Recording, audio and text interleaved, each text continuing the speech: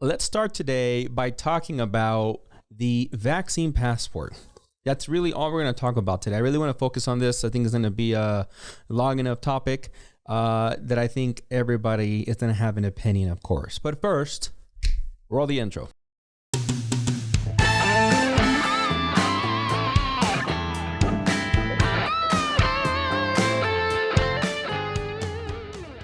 All right, thank you for coming back for another episode of the JTH show. Today, we're going to talk about the vaccine passport, right? Because, well, for one, it's all over the news. And if you haven't heard about it for whatever reason, we have an article here from ABC7 that says, what is a vaccine passport and how would it be used? So, essentially, the article goes out to outline that as Chicago opens the COVID vaccine to more people Monday, the federal government is working behind the scenes on a, quote, vaccine passport. This vaccine passport is the idea you have a document that states you have been vaccinated against COVID-19 and would allow you to access what used to be called normal life, said Craig Klungman, a professor at DePaul University College of Science and Health. Having a vaccine passport could be used to give you access to sports and entertainment venues, restaurants, travel, just to name a few. The state of New York already launched the nation's first vaccine passport last Friday. It works by showing a barcode on your phone or a printout to prove that you've been vaccinated. While there are 17 apps, okay, being developed in the United States, Klungman said there should be a universal one used worldwide. He added that if the World Health Organization, the WHO, as some people know it, came out with an app that would be recognized all over the world, that would make it easier for all of us, he added. So, to me, I'll start off real quick with my remarks over this, and then we'll jump into what Josh thinks, right? So, in my opinion, this is exactly what some people feared. I don't know, at this point, I think this might have been probably a year ago. Yeah, it feels like it or so. When the pandemic was, definitely established as a pandemic, around May probably, or April, when people are saying, oh, what's going to happen now? Again, I'm not talking about the beginning. Once they established that we were in a pandemic, there was all these, rumors at the time saying, hey, when we do have a vaccine or when something is rolled out, some type of medication, are they going to start basically asking that it be part of your vaccination card?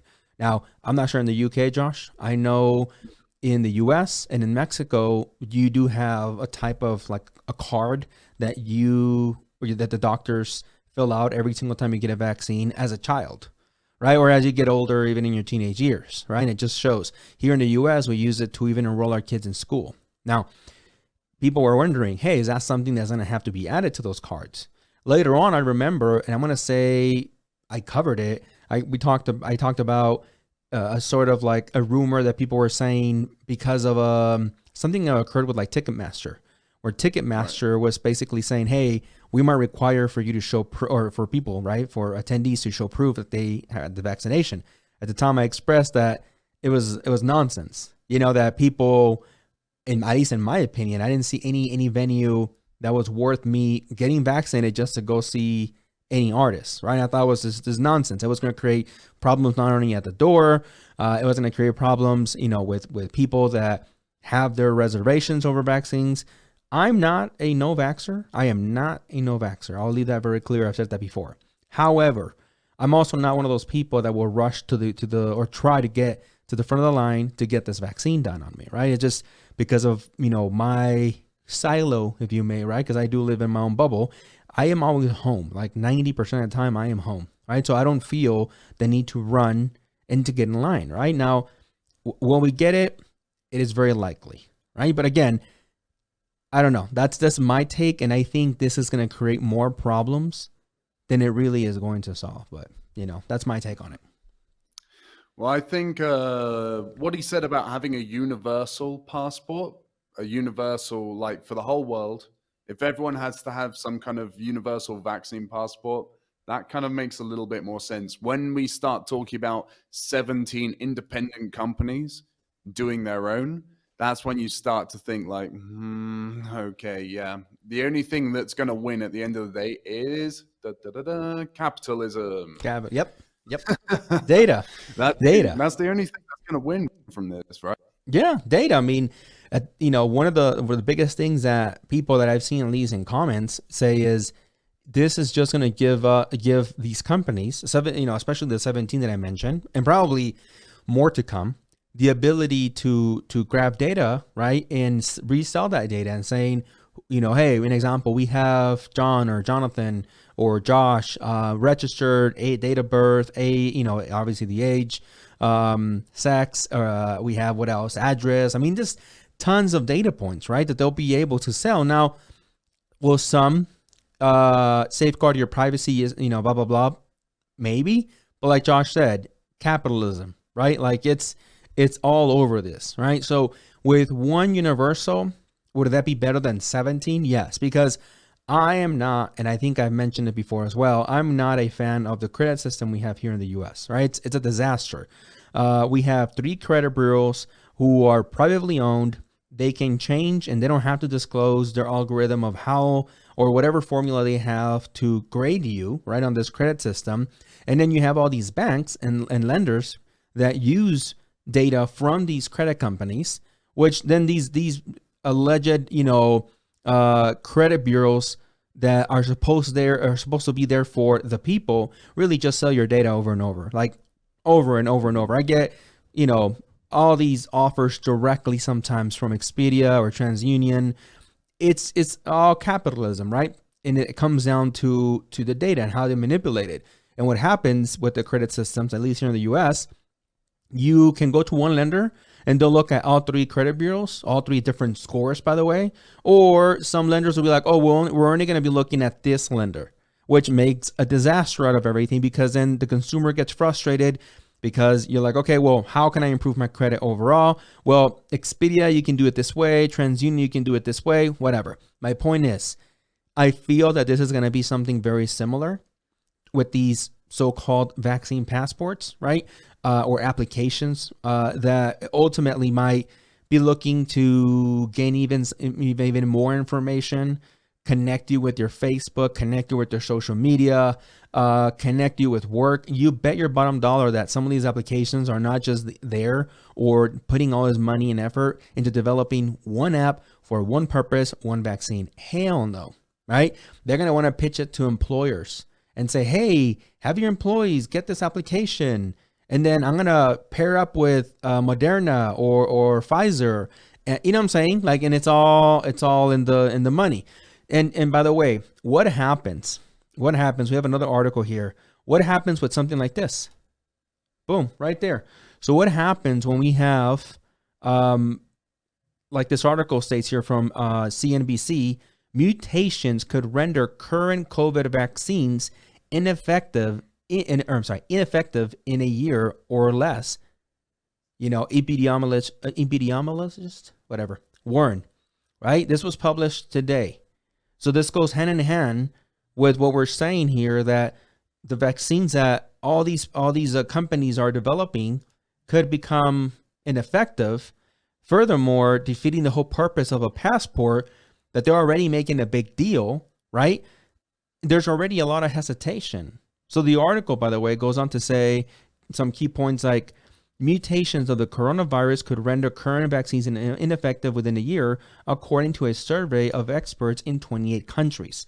So no, this is not just a few doctors in the US or a few doctors in Mexico or the UK. They surveyed people in 28 different countries. Of those surveys, almost a third gave a time frame of 9 months or less. Fewer than 1 in 8 said they believe that mutations would never render the current vaccine ineffective. So yes, obviously, like in any expert circles, there's going to be a split, right? A division between what each expert believes. But there is at least a large consensus that this new vaccine would become ineffective. So what happens then? Mm-hmm.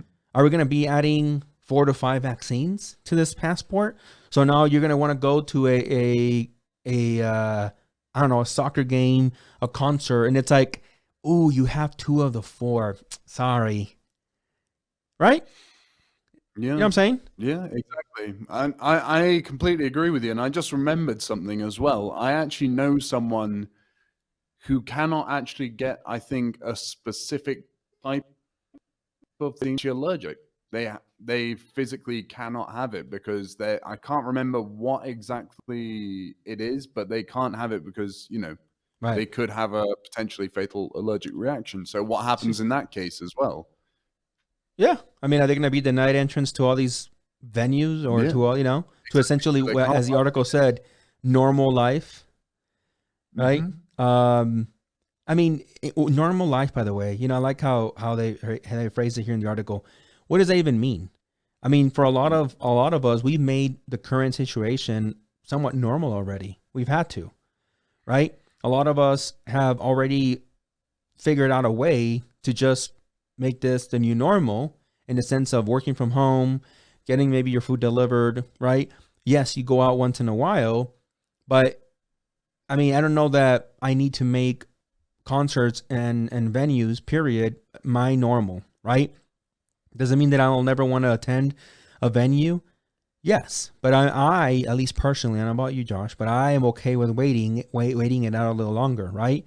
If it means not having to be registered with one of these 17 apps and proving to people at the door, the bouncer at the door or whatever, the guards, that I have this vaccine, right? Now, by the way, you also have people like obviously in almost every topic on the left and the right having, blowing things out of proportion. For this, we're going to go a little, into a little bit into what Scarborough, and for those of you guys that don't know him, he's a news commentator, really a political commentator is what he does. And what he thinks people in America are stupid because of this whole for fighting against the vaccine. So let's watch a little bit of that video. It's not very long. For those of you guys listening on the podcast, I'm just going to play a video located on Rumble. You can hear in the background. It's very clear. Of a possible 4th wave. It's interesting, Mika. He had to say in there that it's not political. It's not political. It's not political. It's science. Here we are with over 500,000 people dead. And, we heard from Dr. Birx this weekend talking about how after the first 100,000, if they had done a better job, if Donald Trump had not been so resistant, they would have been able to save so many lives. And here we are, Willie. I'm now hearing lunatics, and I call them lunatics, that are now, of course, still pushing back on the mask. But now we're saying that if we somehow have something that identifies us as having a vaccine, that we're like part of Satan or the mark of the the idiocy, our Nazi Germany, like the idiocy is just beyond us. They're acting recklessly and irresponsibly. They're being stupid. They're following conspiracy theories. They're following a failed a game show host or a reality TV host. So I'm going to stop it there. He's talking about Trump, right? He's making this about Trump. It's not about effing Trump. Like, screw the guy. He's out of office. Let's move on from Trump, right? This just came out on the 30th. This is not like an old broadcast. Like, this is brand new, right? He's already calling people stupid because they have their reservations over the vaccine. Like you just said, by the way, there are people that legitimately can't get it because they're allergic. They're not being stupid. They are being cautious because they know that if they take a vaccine, they could die, right? Mm-hmm. It's just dealing in absolutes. Like a lot of these, media figures get, dealing in, if you don't take it, again, you just heard it. You're stupid. You're following conspiracies. What are you talking about, man? Like, so the government comes out, or anybody, period, any of these corporations come out and said, here's a vaccine. You expect everybody to what? Fight each other just to take it? You can't accept that there's going to be people that will, yes, take it. And then there will be people that will say, you know what? I'll take it later. You see what I'm saying? But I don't know. Yeah, I mean, sorry, that was Mr. Scarborough talking in the middle, right? Yeah. Yeah, I mean, this guy, I think it's kind of ironic, right? Because he's been talking a lot of crap about Donald Trump and, how much of a dumb person he is, when in actuality, he's done exactly what Donald Trump has done, and that's polarizing people. The moment you call someone an idiot or a dumbass or a conspiracy nut or something like that, how do you think they are going to do exactly the opposite of what you want? Because, well, I mean, I don't know about you, but I don't really like being called an idiot or a conspiracy nut or Yeah. any of the above. Yeah. Let's have a conversation instead of saying, I'm right, I'm God, I know everything. Talk to these people, change their minds. Don't be so. Now I'm going to be guilty of doing the same thing to him. Okay, so Yeah. please think more carefully before you say what you are saying, particularly to so many people on live TV. Please be more careful. Yeah. I mean, it comes down to this, man. Like, respecting people's choices, right? If someone is, I know there's limits. If someone's like, not,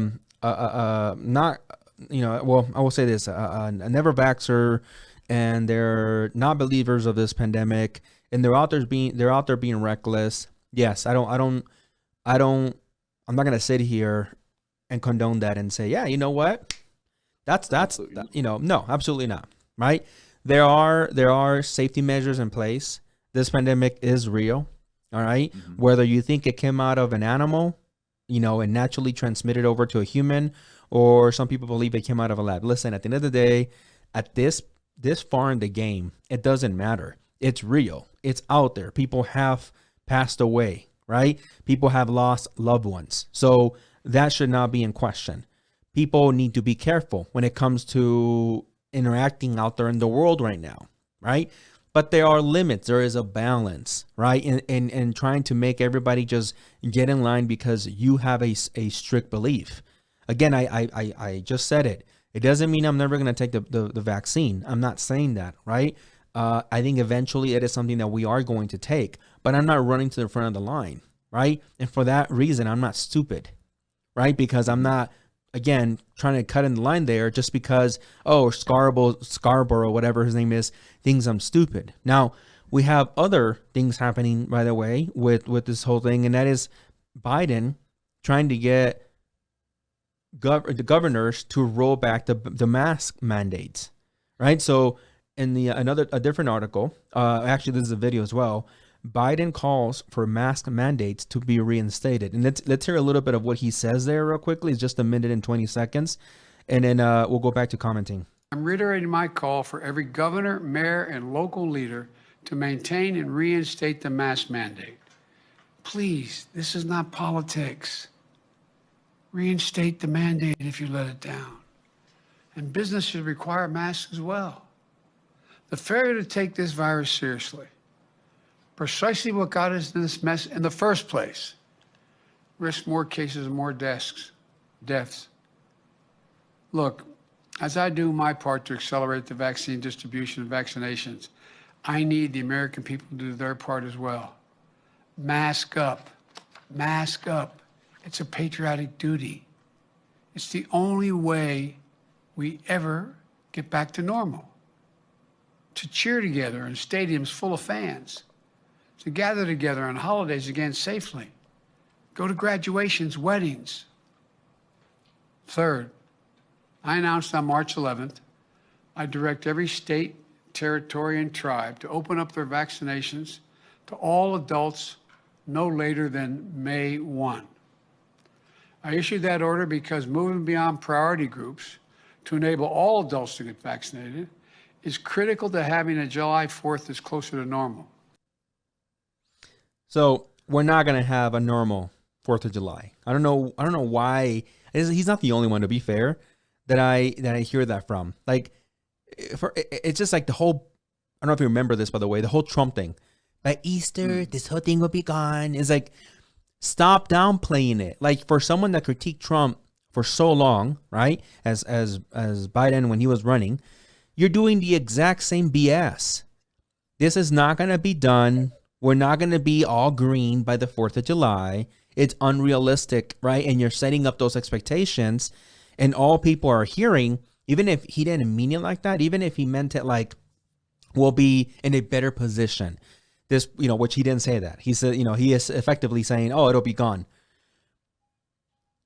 What he's doing, I think, if anything, is stirring the pot, which I insist, it feels eerily similar to what Trump used to do, right? Putting on these unrealistic expectations on people. Now, when it comes to what could happen in the near future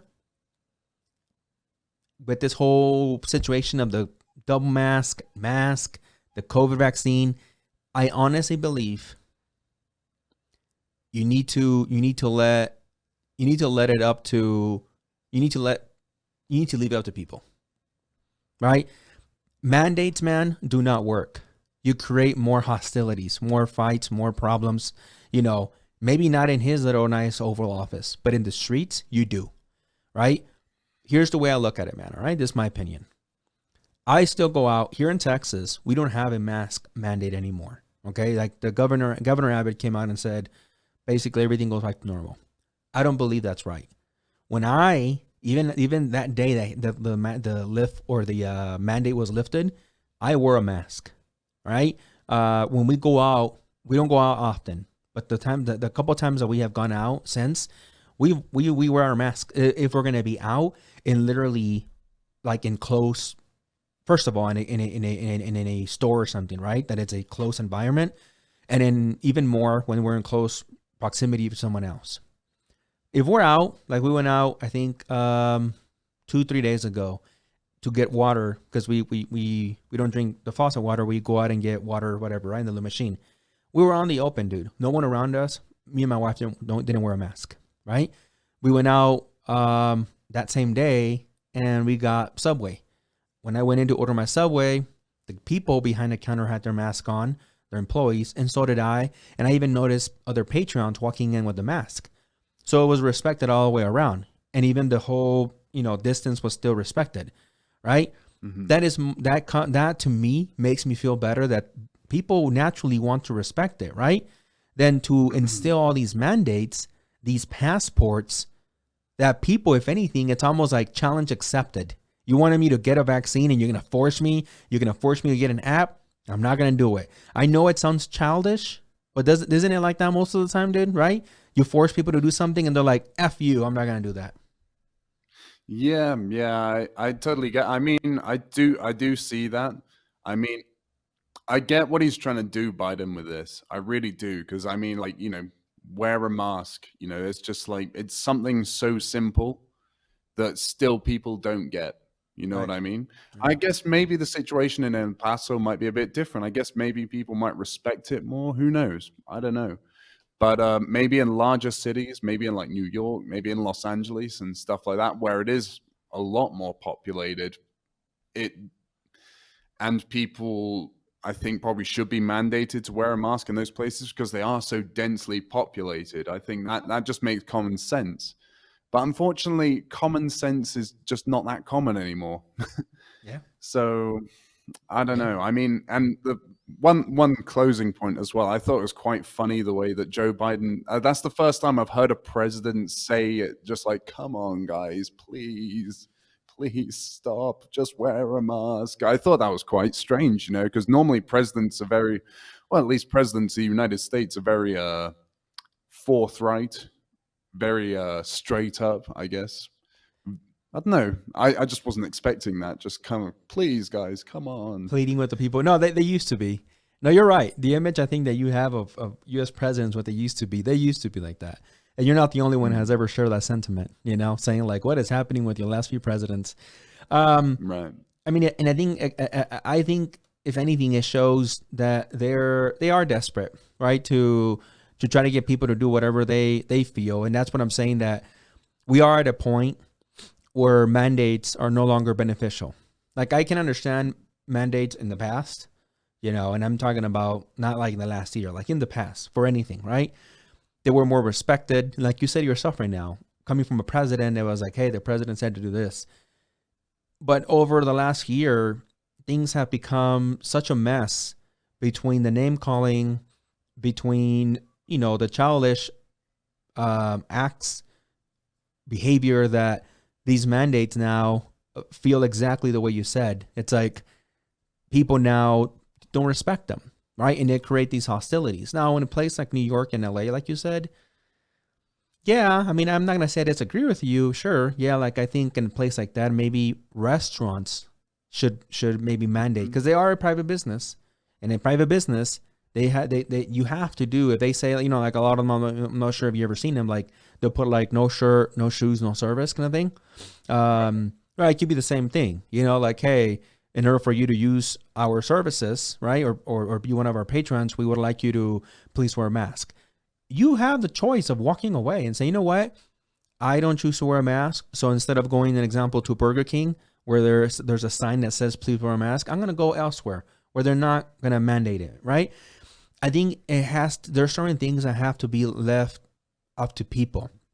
I'm not the biggest people believer, okay? I think a lot of people make a lot of stupid decisions, but coming from the government is what I'm saying. It's what's no longer beneficial. I think it needs to come rather from businesses, and businesses need to make their own decisions. Now, can this provoke another outburst?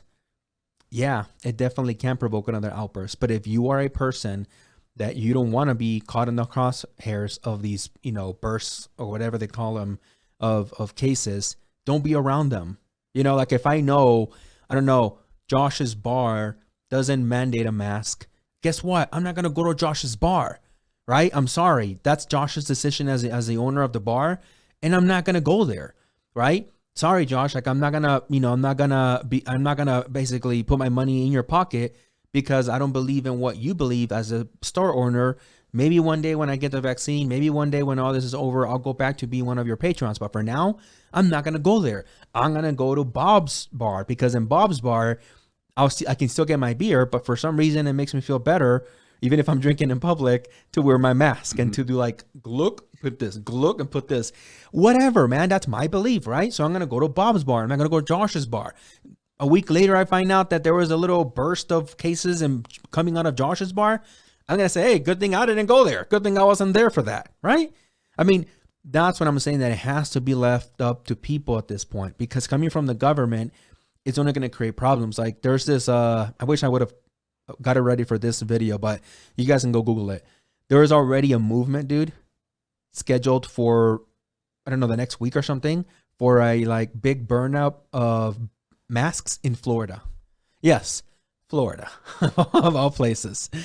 I know. I did the same face, but I was like, all right, whatever, right? What happens there? You have DeSantis, I believe. Actually, that's DeSantis in New York. Or actually, I'm confusing him. Whatever, the governor there, whatever his name is, saying, "Oh, you know, screw the masks," kind of like Abbott did, and people in Florida are taking it to heart. At the same time, because of spring break, you've had a lot of cases, you know, come up. Guess what? I didn't go to Florida. You see what I'm saying? I didn't go to Florida. I feel bad for them now, but I'm not gonna go burn my mask. It's just, I don't know, man. Right. Like, we need to let adults be effing adults again.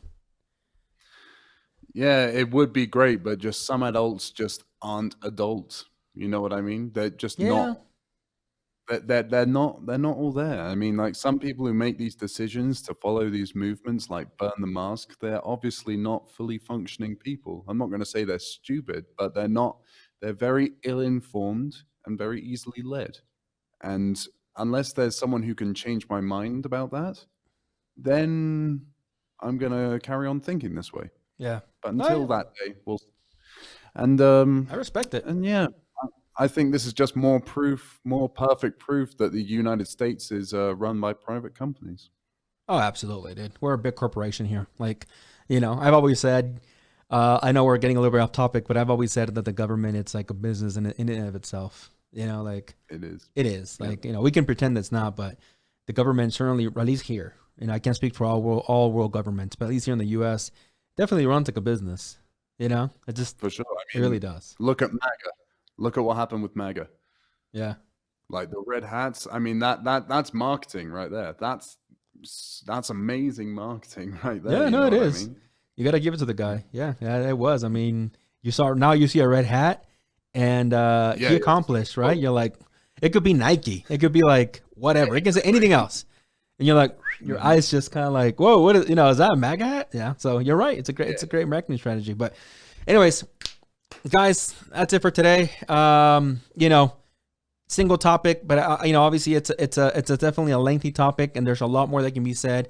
Leave your comments down below. Let us know. Hey, JT, Josh, you guys are crazy. This is why. By all means, we would welcome your opinion as long as it's constructive and not insulting, because if you insult us, Josh and I insult back, period. I mean, Although, actually, if you do insult us, do it to our faces. Yeah, absolutely. Come on the show and say I'm fat to my face. No, I'm just playing. Yeah. All right, guys, that's it for today. Hope you guys enjoy. Please like the video if you're watching here on YouTube. And if you're watching on the podcast, I heard you can actually do like a rating. Give it a 5-star, whatever you can to help out the show. Any little bit helps. And if you can become a member as well and hit that join button on YouTube, I would be forever grateful. And until next time, see ya.